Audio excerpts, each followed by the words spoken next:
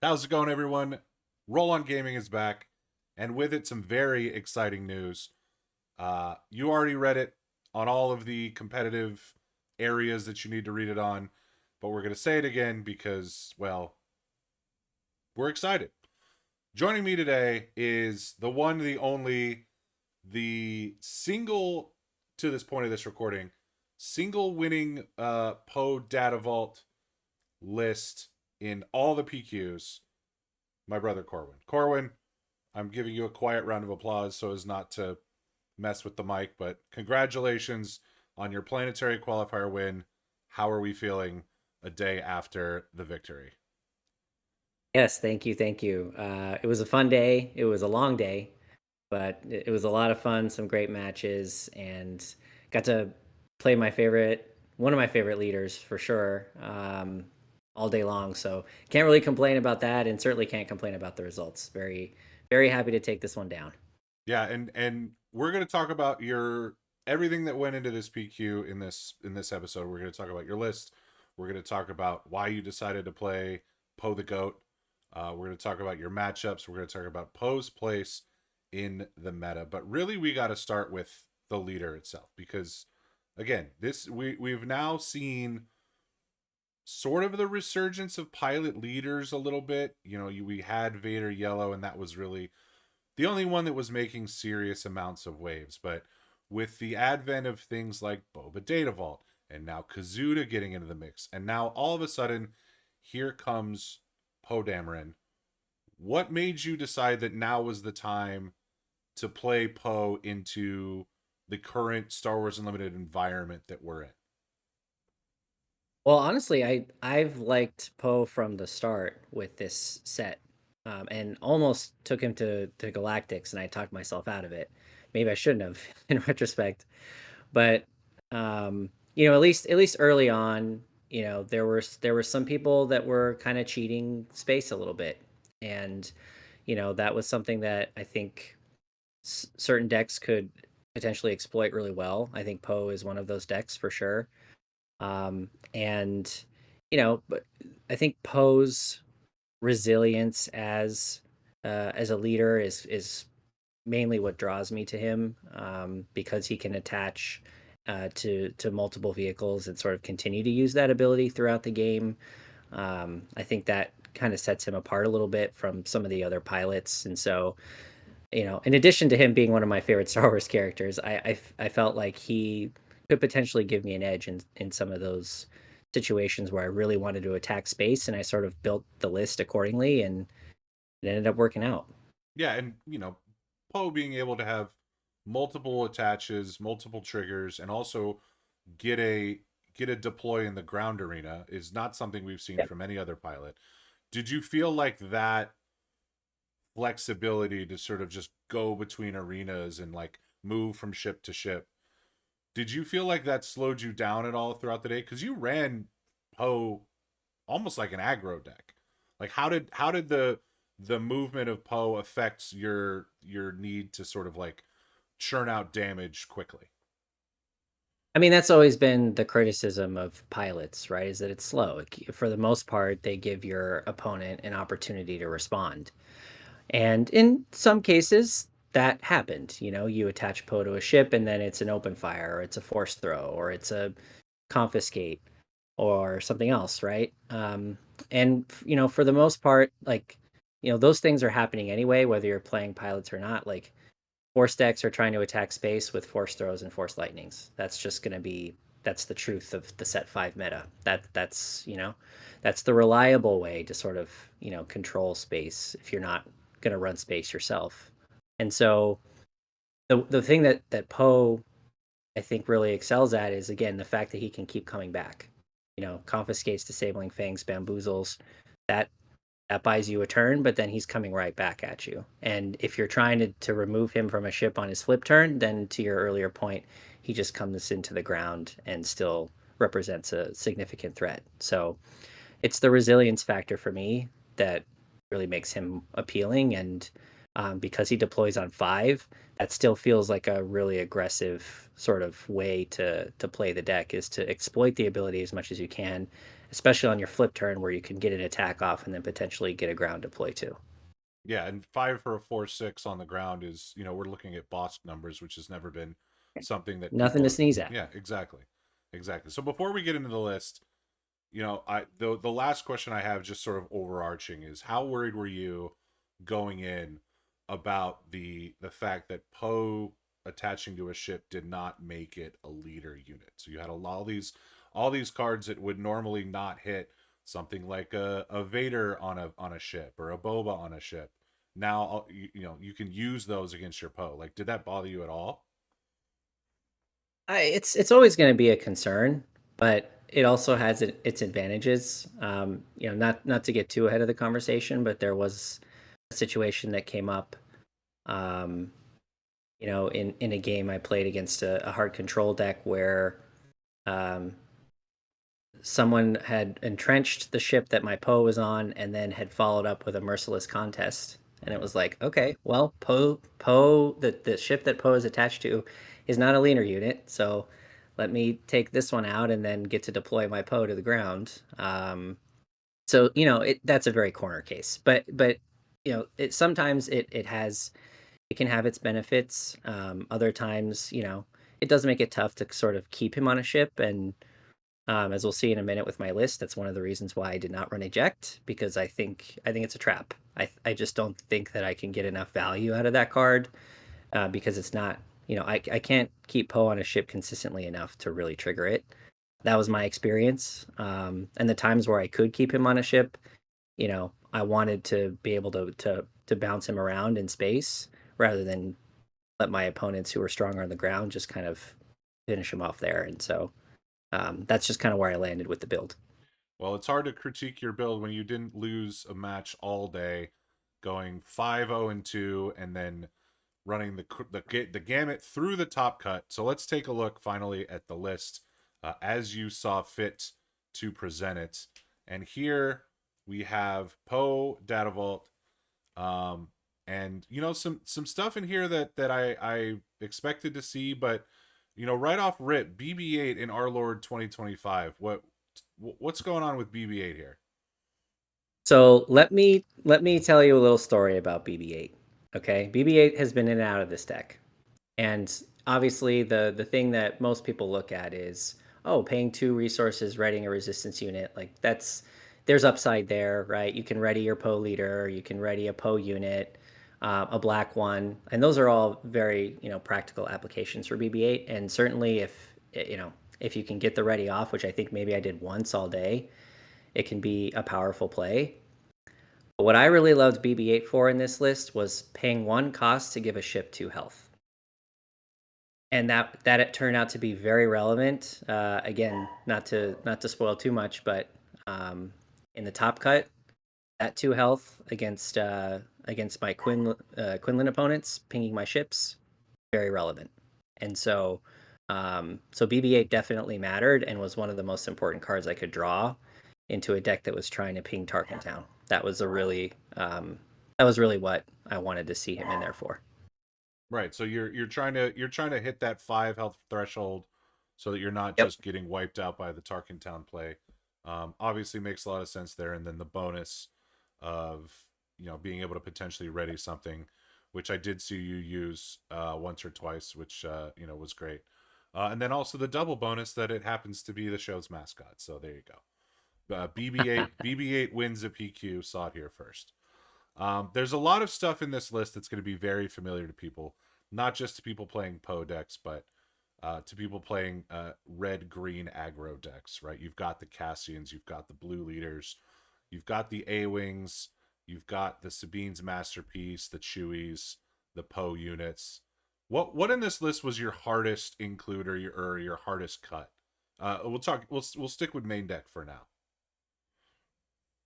Hardest include. I had some trouble figuring out what mix of 2 drops I wanted. I mean, there's some very obvious ones in here. Black one, Green Squadron A-Wing, these are staples in any sort of aggressive deck, and black one certainly for a Poe deck. Mm-hmm. The other 3, two drops that I played, I mix and matched a lot of different cards in these slots. The ones I ended up settling on were Phoenix Squadron A-Wing, Red Squadron Y-Wing, and then the Anakin's Interceptor. And there are specific reasons why I included all of those. But I think that that was the hardest thing for me to figure out, is like which two drops I wanted, because um, there are a lot of options, and some of them do some things well and some of the things don't do other things well. And even with the three I included, that was the case. Ultimately, I chose these three for a very specific reason. Phoenix Squadron having the 3 attack is really good when you're trying, people are trying to ECL you or ambush you on turn 1. Y-Wings with the 3 indirect, that can add up really fast, and if I can follow that up with a red 5, which is like my preferred 3 drop to play in this deck, like that's gonna put a lot of pressure on my opponent's units. And then Anakin's, basically being an Alliance X-Wing, but late in the game can turn into a 4/3. I just like the upside of that card a little bit more than some of the other options. So that's ultimately why I ended up on those 3 ships, but it was a lot of mixing and matching leading up to the event. Yeah, and potentially a 6/4 if you attach Poe late game to the Anakin's Interceptor, Exactly. which can threaten lethal pretty quickly. And then we're seeing a lot more. I think in these aggro decks, we're seeing a lot more Yoda's lightsaber. But this isn't obviously a Force deck, but we're seeing Yoda's lightsaber in Sabine that doesn't run any Force, and now in Poe. How often did you want Yoda's lightsaber in hand when Poe deployed to the ground? Was it every time? Was it just a bonus to have? Like what's the ideal line with Yoda's lightsaber compared to most of the time you're trying to go space? So are you keeping 2 resources free for that more often than not? Yes, I am. I think if I see Yoda's lightsaber before my flip turn, I'm keeping it in hand as an option. I'm not going to necessarily slam it every time, but it can become very, very good, especially to punish things like bombing run. A lot of very popular sideboard card. If an opponent is going to tap out to try to nuke my space, and then I can flip into a 7/7 with the saber, that's still going to push a lot of damage and create this threat that's very difficult to deal with. Um, and that was the main thing, is like if my opponents want to attack me in space and try to deal with the space lane that I've created the first few turns, this was a way to sort of change pace. Again, it wasn't always the play on 5, but it was definitely something I always wanted the option of having on 5. So anytime I drew it, I kept it. And it was really good for me all day. Let's talk about 5 resources because you're mentioning things on 5, but 5 with this deck is where you cap out. You've got your Poe Damerons, your Chewies, which if you're playing that as a unit, it's probably going poorly for you. And then your Resistance fighter, whose name I can't read because it's too small, and I don't play hero decks. So there's that. But not a lot of top end here. Did that affect you? I mean, clearly it didn't affect you because you won games. So I guess that's a stupid question. You didn't lose at all, but was there ever a time where you felt like you wanted more top end and just were eking things out at the end? Yeah, I mean, the obvious exclusion here is Wrecker, right? I mean, all the Poe ECL decks are running Wrecker. The other Poe data vaults that have been doing well at least have timely Wrecker somewhere, even if it's not in the main deck, it's in the 60. I just felt like that's not the way I wanted to attack this tournament. I really wanted to get underneath these mid-range decks as much as I could. And having Wrecker late was nice, but since I wasn't going to be on ECL, it was going to be pretty expensive for me to get Wrecker on the field with Ambush, which is what I really wanted to do with him. And so I basically decided that I was going to trade ECL Wrecker for Data Vault and sort of lower to the ground options. And, again, whether that it clearly worked out for me. Whether it's objectively correct is another question entirely. But I really felt like I wanted to, if I was getting to resource turn 6 and 7 and I wasn't in position to win the game, then I wasn't going to win the game anyway. And Wrecker a lot of times was just clogging up my hand. So I opted not to include him, um, and I didn't really need to. I didn't really miss him, honestly. I didn't really miss him because most of my games, were won or lost by the time I figured they would be, and at that point, he wasn't really gonna change things too much one way or another. Yeah, and yeah, again, hard to argue with results, but I assume that you played more of an aggro style because you didn't have that sort of wrecker crutch to fall back on, I guess you could call it. By the way, Adelphi Patrol Wing. Shout out to Yes, me. Adelphi Patrol Wing, and that's the other piece of this conversation, right? Is that I really wanted to lean into space a lot more. Like my only ground units were Cassian and Poe. Everything else is a pilot Mhm. on the ground.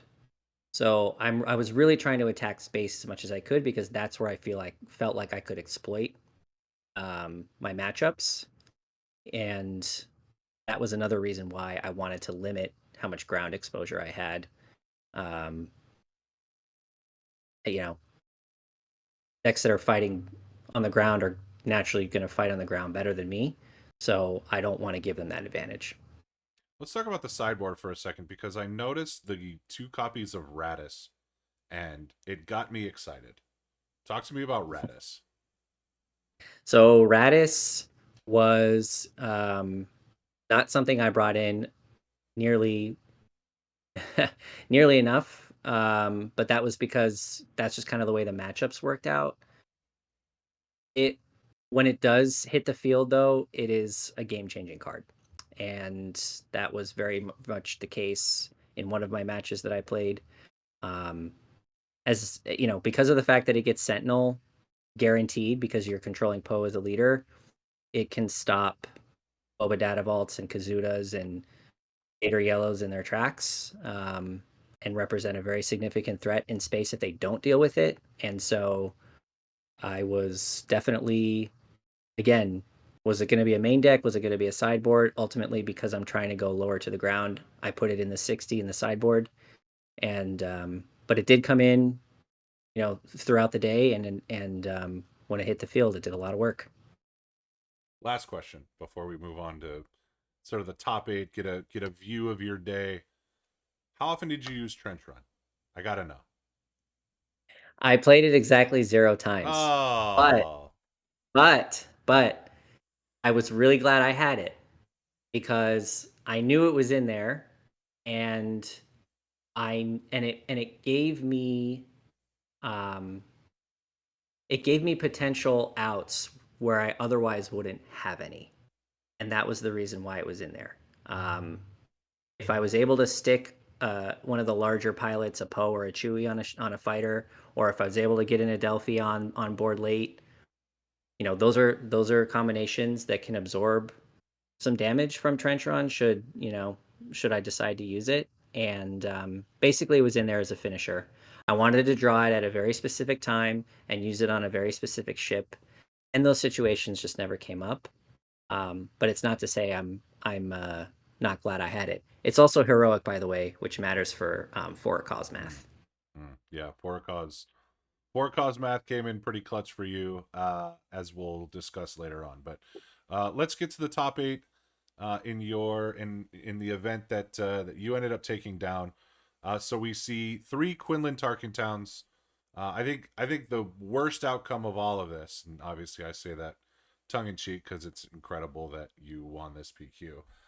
But the worst outcome of all of this is that Quinlan Tarkin Town didn't win, so we could get one step closer to banning Force Throw. That's probably the worst part. I think that if you had just taken one for the team, then maybe we'd be that much closer to that card being on the suspended list. But it's okay. I think we'll live with it. Um, Three Quinlan Tarkin towns, two of which you faced in the top cut. A Sabine ECL, again another one you faced in the top cut. Mother Talzin with yellow, which is an interesting pairing for sure. And then another Poe, but this one in ECL, and then a Gar ECL. So one force base in 8 decks, but we saw a good amount of 25 health bases, and then the one data vault. Like what's the deal with base health right now? Like what it's everywhere. You've got data vaults winning, you've got ECLs winning, you've got force spaces winning. The one thing you're not seeing is generic 30s. Yeah, I mean, generic 30s, I think, are out of style these days. And, you know, force decks are a little bit more attached to the force spaces, obviously. It's just kind of, so they're very powerful effects if you can get them off. And then same with the 25s, you know. Um, I think Data Vault and bringing the 33 health, it mattered. It was relevant in a lot of games that I played in this event. And um, but I'll also say it isn't without its trade-offs. I definitely felt the fact that I had 60 cards instead of 50, and there were definitely times where I wish I was drawing something else, knowing that my draws were not going to be as consistent with 60 cards. So I will admit to that. Um, the the downsides and drawbacks of Data Vault certainly were present for me. But the 33 health was a lifesaver in multiple occasions. And so I guess, it balances out in the end. Um, but I think the rare bases are just bringing a lot more powerful effects to the game and dynamics to the game than the standard 30s. And so, we're just not seeing too many of those anymore. Were you surprised in this field? And again, shout out to Swoop Competitive Hub for compiling not just this top eight, but every top eight from every PQ. I mean, if you're not on that site, I don't you're not following the game. So go check them out for sure. Were you surprised that there was no Han Blue in this top cut? Han 2, of course, as we're discussing. Oh, for sure. Absolutely. Yeah, I was. No Han Blue, no Talzin Red, no Kylo Tarkentown. These red blue force throw decks were I was very much expecting at least one to make it. Turned out, there was a fair amount of aggro at this event, and it just kind of like filtered its way up to the top tables by the end of the day, and you can kind of see that here. Aggro and tempo aggro was very much prevalent as the day wore on. Yeah, I assume you knew that going in because our meta in Southern California, at least in the area that we're in, has historically been pretty aggro heavy.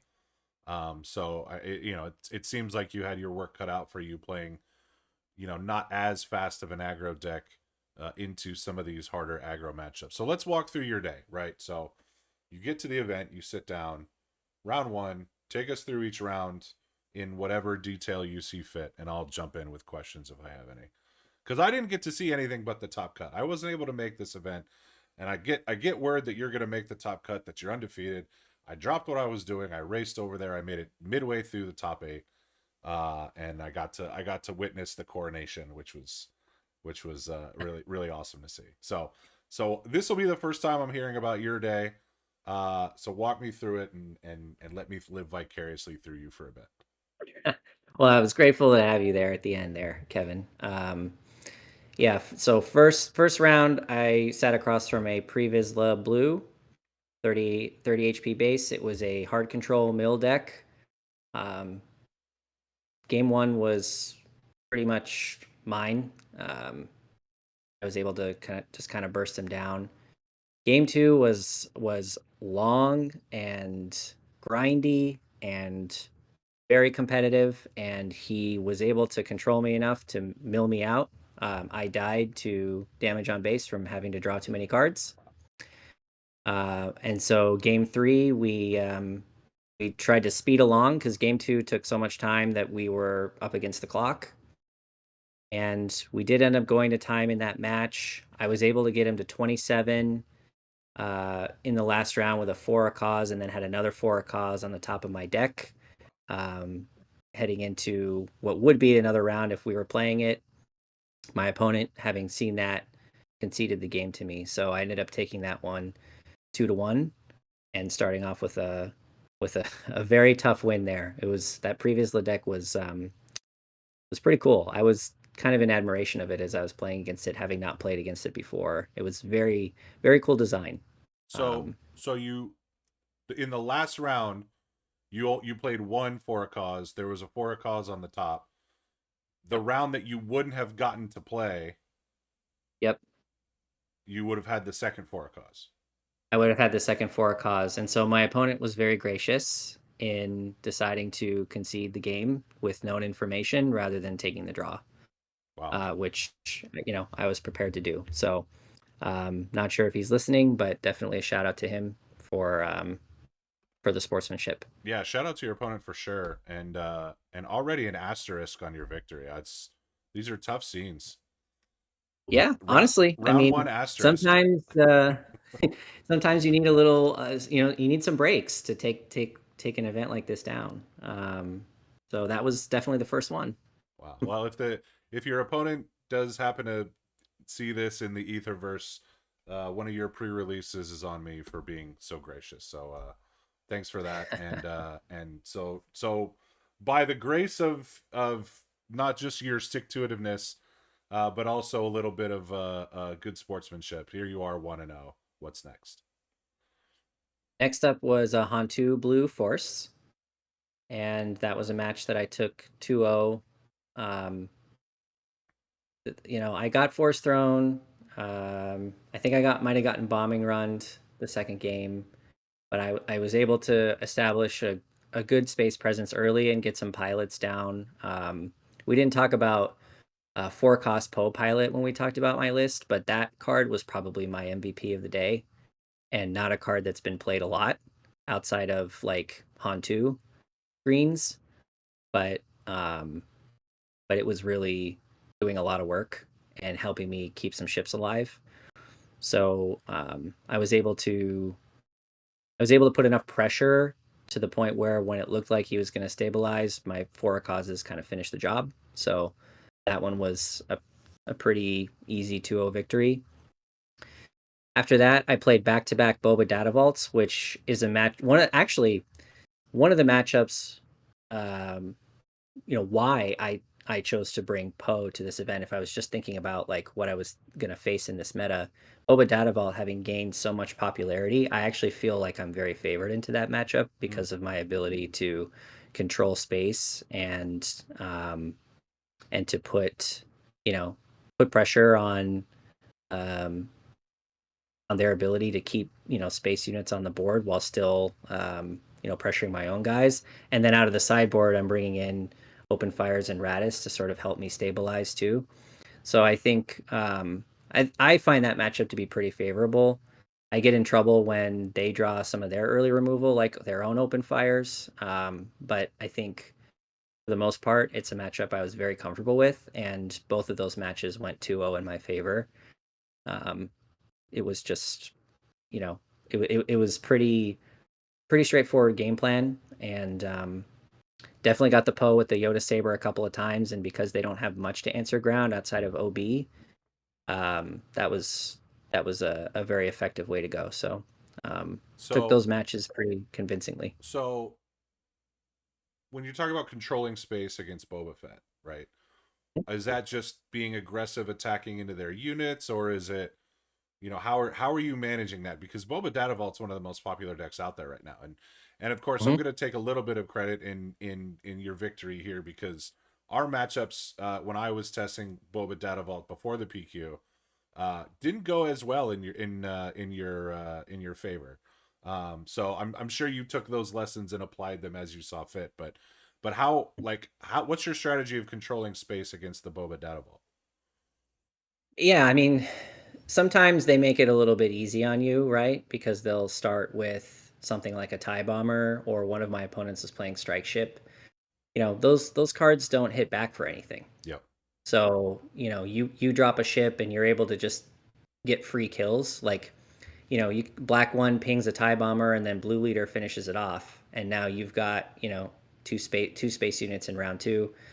Data Vault also helps in this matchup because you have 33 health to absorb the indirect damage, and you can afford to take some early hits from a tie bomber, from a general pride, from a Fet's fire spray.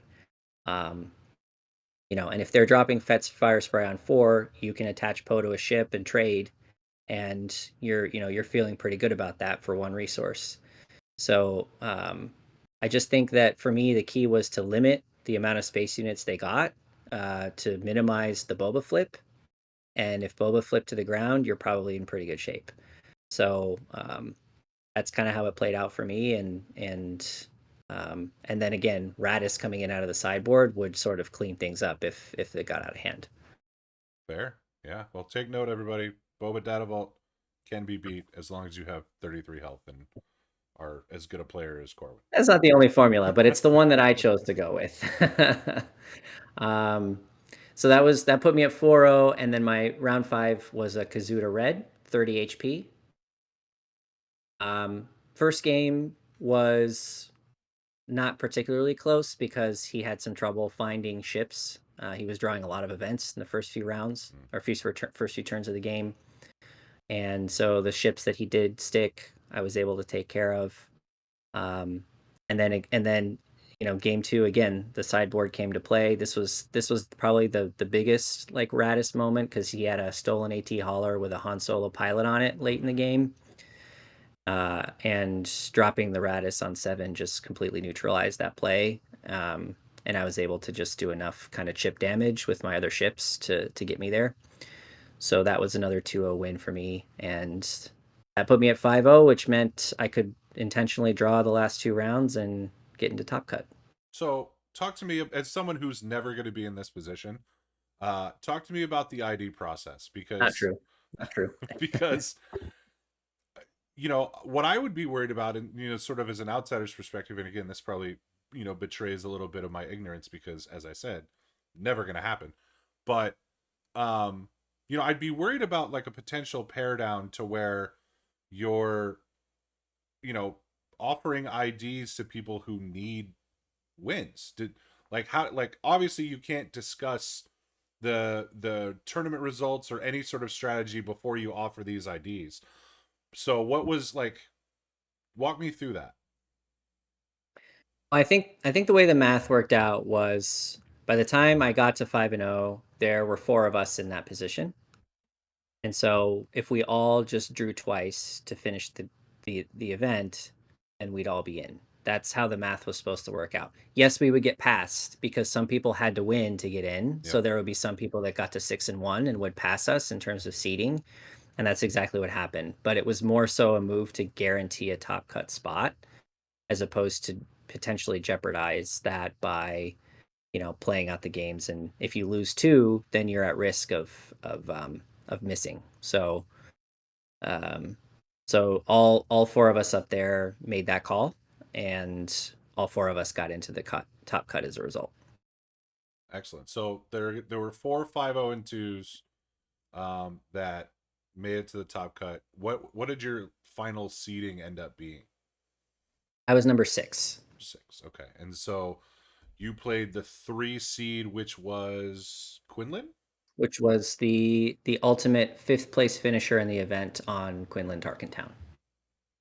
Got it. Okay. So when I got there, and at the beginning, I think you were sort of in the beginnings of the second game of this match. I was talking to some of our friends who were all hanging out and watching, and shout out to the crew. You guys know who you are. And they were saying that you were worried about this Quinlan Tarkentown matchup, that it was a rough matchup for you. So tell me why that is. Yeah, I think it is. I think it's unfavored. I think that's what it is. Um, I would put it at somewhere between 55-45 and 60-40 in Quinlan's favor. I personally think Data Vault helps me more in this matchup than having ECL, because Quinlan's a lot of Quinlan's units, almost all of Quinlan's units are attack guys, so it's going to take them a little while to get sort of into kill range. Hotshot blasters, of course, help with that. Surprise strikes help with that, but most of what Quinlan's running is 3 attack, 3 attack, 3 attack, and so um, having the 33 health I thought was an advantage. But yeah, I mean, them being able to sort of control space early with Tarkentown, and then they run some very good space units of their own with Falcon and Red 5 and A-Wing. So it can be tough sometimes. If they can establish footing in space, it can be really difficult for me to, because again, I'm mostly a space deck. And so for me, it's about being able to match their ships with ships of my own that can live. And again, that's where BB-8 comes into play. In that top 8 match, I was able to, um, first round of the or first turn of game 2, we pass. Then second turn, I go ahead and I play a 2-drop. She matches me with a 2-drop and pings, and now I have a resource for BB-8, and I'm safe from Tarkentown. And that ship ended up staying on the field for a couple more turns before she could remove it, and that was a difference maker. Um, so I'm looking for BB-8. I'm looking for Cassian because Cassian is a 5 health unit on 3. So if I can get Cassian down and they ping him, they can't Tarkentown and finish. Um, I'm more than happy to see Quinlan play Gorilla Soldier on 3. I'll take all the damage to base and not set myself up for a Tarkentown play. That's why I have 33 health. It's a resource just like anything else. Um, so some of the lines, some of the more common lines, I tried to sort of use to my advantage. And then if it did come down to me playing a 2-drop ship, a couple of those ships I was perfectly fine with them just burning Tarkentown early on, like Anakin's Interceptor. It's a 2/3 when it hits the field, vanilla. It's not a huge threat. It's not a premium ship like a black one or a Green Squadron A-wing. So if they want to use Tarkentown early on that, I'm fine with that, and then I can follow up with something a little bit stronger. Um, so that top 8 match, I ended up taking 2-0, just kind of utilizing those strategies and pushing Quinlan, putting pressure on them and making them feel like they're on the back foot as much as possible, forcing them into early claims, forcing them to, make suboptimal use of their resources. That was just kind of how I wanted to win those games. So top 8 comes and goes. You've beaten one of your tougher matchups, and now you're technically 6 games or 6 matches into this marathon event because of your 2 IDs, and you have to sit across from Sabine ECL, which by your admission is a 50-50 matchup. Is that demoralizing at all, going against something that that given the proper draws can out aggro you? Yeah, I mean, look, starting top cut and seeing what was in the field, these 7 other decks besides me, uh, I wasn't too happy because it felt like there were just landmines everywhere. And Sabine ECL certainly could have been one of them. My objective in this match was just to control them as much as I could because I felt like if I could stall out their early aggression, then I could get over the top and finish. And that honestly, that happened in this went to 3 games, and I feel like I sufficiently controlled the board in all 3 games. Game 2, I lost because um, my opponent pulled off a double for a cause turn late in the game, and um, an 8 damage in 1 round is a little bit tough to absorb when you've already taken a lot of early hits from Sabine's start. So that one did not go in my favor. Plus, I didn't have a turn 2 play in that game, which was the only turn I had bricked all tournament. So it was like, oh, now it's going to happen in top 4. Um, but um, but the other 2 games, I was able to sufficiently control enough to where I could turn the corner, and then with them only having 25 HP on their base, you know, after I turn the corner, it's pretty quick from there. So um, was able to get a Chewy on a Sabine's Masterpiece and then Heroic Sacrifice into the base for 8 damage to finish game 3 and move on to the finals. So very very tight game, very competitive top 4 match with Justin, but got there and um, got to play for all the marbles. Yeah, shout out Justin. Really, really uh, awesome member of the community here in the local Yeah, he does a lot for the Southern California community and definitely a big presence. So appreciate him for all he does. And I thought it was notable. in the semifinals before we advance here, I thought it was notable that all three games were won by the person who had initiative to start. Did that does initiative matter that much in matchups like that, or was it just coincidence? I think it can. I definitely think it can be a little bit tricky with ECL too, um, because a lot of times, and this is kind of what happened, you know, Sabine will use an early ECL into my space units to try to gain control of that arena.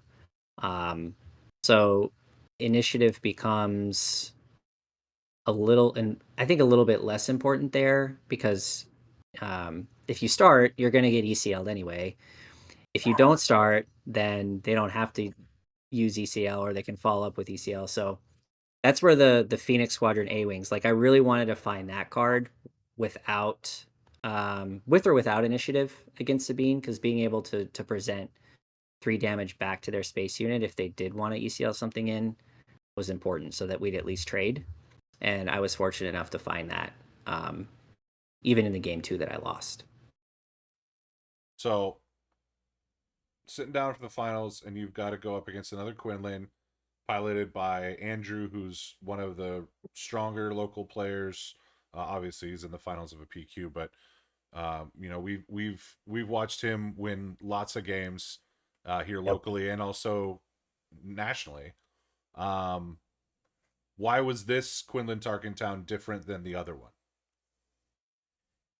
Yeah, I mean, in terms of the lists, they were, I don't know, maybe a couple of cards different. I mean, Quinlan is pretty consistent now, I think, in their 50 at least. Some sideboard options were a little bit different, but um, these games went a little bit differently because um, Andrew was a little bit more conservative with his Tarkentown, which actually made some of the plays and some of the lines a little bit more complicated.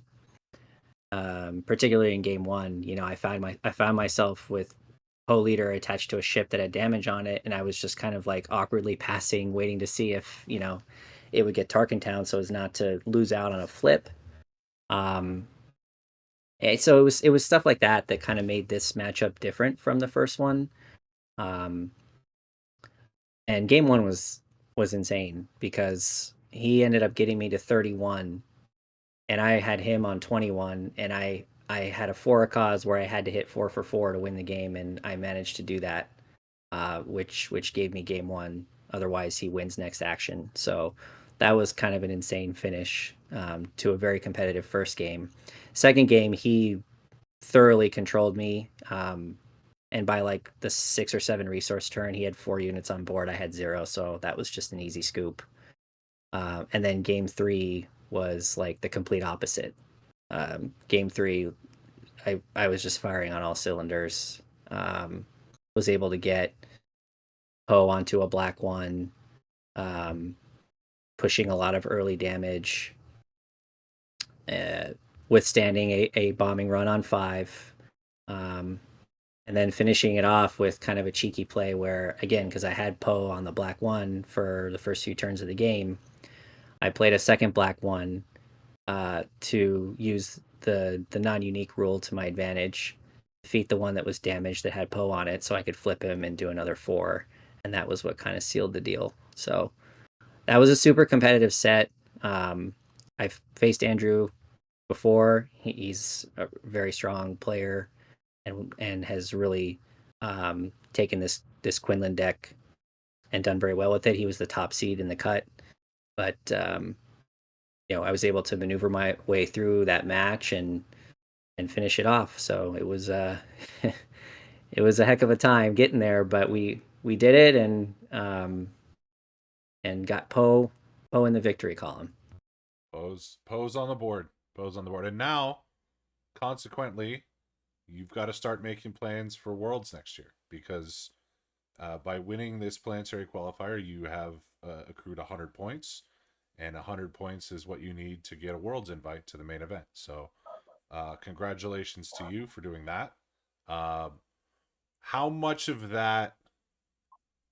How much of that has registered now? After the event where you're so focused on just the matchup in front of you, the lines you have to take to beat the deck. Like how much have you sort of pivoted off of coming off of the strategic part of it and now like realizing that like you've now accrued this invite and earned this invite? Yeah, it's definitely going to be a shift for sure because having the invite already secured, I can sort of let my hair down and kind of play what I want to play for the rest of the year. Leading up to this event, it was a lot of grinding games. Everybody says that, right? Practice your deck, get your reps. I certainly did that. And so being able to sort of take a break from that and explore some other things now will be a fun change of pace for sure. And I'm not sure how many more PQs. I'm not sure I'll get to any more, at least in set five. So um, I guess it was good that I got this one. Just got it out of the way. But yeah, it'll be a change of pace for sure to kind of start messing around with some other things I've had my eye on. I was gonna say I thought you were already playing the deck you wanted to play. So like, where do you go from here? Oh, I did, yeah. And now that I have proof of concept, maybe I can explore some other things that um, haven't gotten as much of attention. And we have a good casual scene going to at our local store, so it'll be good to bring some theories to test and just kind of mess around with some cards that don't normally hit the field.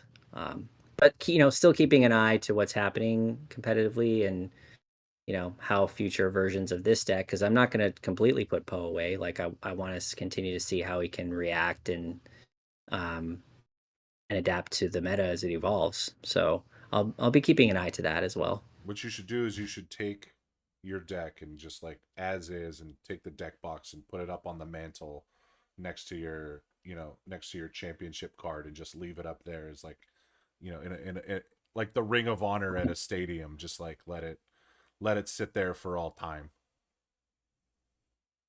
Yeah, I mean, I could potentially create my own little shrine, but the problem with that is I still want to use the leader. Yeah, So yeah. I So still want to put him in play, and who knows? It's not like he's going to rotate out by next mhm. Galactic, so maybe he makes a return appearance. We'll see. Well, so now you're gonna have to go in with Poe Yellow and Mono Poe and Poe Blue, just to complete the cycle. Um, Okay. we'll leave the folks with this as you know as we look ahead now. Now Poe's on the map. Poe has won a planetary qualifier. Obviously, a deck that had done well had seen some success prior to you. You were not the progenitor of Poe Dameron Definitely Data not. Vault. This isn't R2P2 necessarily, but um, what if someone wanted to play Poe, some version of your deck, in their PQ going forward? What were some of the things that you took away that you can impart onto the next generation of Poe Data Vault players, and where Poe's place in the current environment might sit after this weekend? Yeah, I mean, I think for me the thing is, right, I think you got to lean into your strengths with Poe, right? Poe wants to be in space. That's what he wants to do. And that's the way I built the deck. Like I said, Cassian and Poe only ground units I played outside of my pilots, and my pilots basically never hit the ground. I want to take advantage of my strengths. I want to get my leader in space. If he can move from ship to ship, great. It's not going to happen a lot, so don't expect that. There are plenty of answers out there to that type of play. Um, but I think you can really kind of pick your spots with Poe in terms of not just when you attach him, but when you deploy your other pilots. There are openings in most games that you can kind of take, and if you know how to navigate that and look for those and kind of push those advantages when they come up, you're going to do well. So I would say don't be afraid to be more aggressive leaning. Um, put the pressure on. In most matchups, you're going to be the beatdown, so keep the pressure up. and have have all the Poes you can have at your disposal. Poe pilot, Poe quick to improvise, all stars for sure. They just made good units for him, and they should definitely, especially Poe pilot should get some love here. So I think it's a deck that's really well positioned. I'm not the only one in this meta that's done well with it. It's had a couple of other runner up finishes at PQs. The Poe ECL is also bouncing around. People are playing it for a reason. And I don't think it's a meme. I don't think it's a gimmick. I think it's something that presents a real threat in this meta. And if you want to jump on it, I highly recommend. It's a great time. Yeah, I mean, you've basically gotten the dream at this point. You've gotten to play the Poe leader with all the Poe units and also the BB-8 unit. Like, there's there's nothing else to achieve at this point. It was definitely very satisfying being able to put those cards on the table for sure. Now, you know, this might be an obvious question based on the result, but taking the result out of it, do you feel like you've had more fun with your Poe deck than you did with the Ray Tarkentown deck that you played for maybe a calendar year at this point? I mean, I still love my Bay Ray, so I'm not going to Wow. slander her on this podcast. Wow. But um yeah, I mean, Poe is a totally different play style, and that's what's made these last several weeks fun for me. It's just like really, getting that change of pace in gameplay and kind of attacking decks and this meta differently. Having brought Ray Tarkentown to Galactics, not doing particularly well. Switching it up to Poe, Data Vault, which was my runner-up choice for Galactics. Now being able to fully lean into that, leading up to this PQ, it's been a lot of fun. And so, yeah, I think I've enjoyed both. But Poe will always be the goat. So we can't ever forget that. Yeah, I didn't think that I would hear my Bay Ray on this podcast, but I guess it's my own fault for bringing it up. So it is what it is. Well, congratulations to you on your success and your victory and your invite to Worlds. And for anybody who is out there who wants to play Data Vault with Poe or any Poe deck, hopefully that this video could sort of give you a little bit of insight into the mind of a champion. God, I'm already sick of saying that. Like this is That must brutal. feel like toxic in your I mouth. mean, everybody, there were so many people that had a chance to prevent this and they couldn't do it. And now I have to sit here and just defer Terrible. to the master and it's just like, ah, boy. Well, I'll take my one showdown victory and take my ball and go home, but you know, I'm obviously super proud of you, all kidding aside, and and hopefully I can, figure out a way to ride your coattails all the way to Vegas next year and who knows, maybe you'll be playing Poe in Vegas next year. Anything could happen. I think it's very possible. So, Yeah. well, But thank yeah, thanks, man. Yeah, you're right behind me. I know it.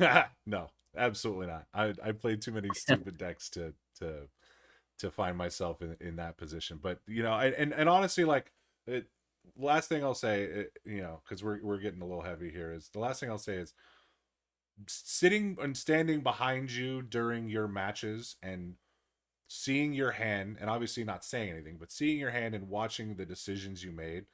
And I said this yesterday. It has made it crystal clear to me that I will never be that good at this game because I was questioning every decision, and you go, undefeated on the day, and I'm just like, how does he do it? How, like, why is he not playing confiscate when his opponent has two hotshot blasters? Like, what is happening? Like, why? It's in hand. He has not confiscate, but the disabling Fang Fighter. He has the Fang Fighter. Why is he not preventing the damage? And there were just so many instances like that where I was just like, I clearly don't understand how this game works. So I'm just gonna stick to playing my silly villain cards and trying to eke out a few wins here and there. But we'll see. We'll see what happens. In You any sell event, yourself short, man. It's it's you just you got to know your deck. You got to know your deck. You got to know your lines. You got to know what you need and what matchups and what situations. That's what it really comes down to. and I think the biggest point of that, that the biggest takeaway that I had from watching you is the health really. I mean, you really used your health as a resource. Like you were not Yep. panicking about taking damage, and it's like, well, when you have 33 health, you can do that. Right. Exactly. So well, congratulations again, and thanks to all of you who tuned in. Obviously, if you enjoy this content, drop a like on the video, subscribe to the channel if you're new, and comment down below your thoughts on the deck, how you would change it, what you want to do differently with it, what you liked about it, what you didn't like about it. It's hard to say you didn't like much about it because it went undefeated and won a PQ, but everybody's got their own flavors, and that's the beauty of this game.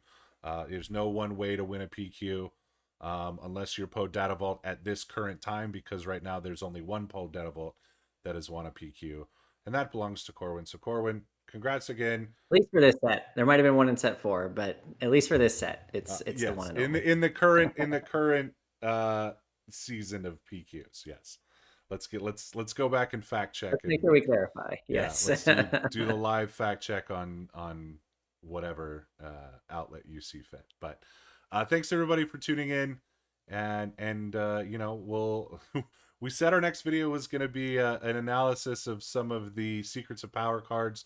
We still have yet to do that, but this one had to jump the line a little bit because things happen. So I know. I just had to upset the apple cart like I always. mean, again, this is just it's sickening. It's crazy. Have a good one, everybody. Thanks so much for tuning in.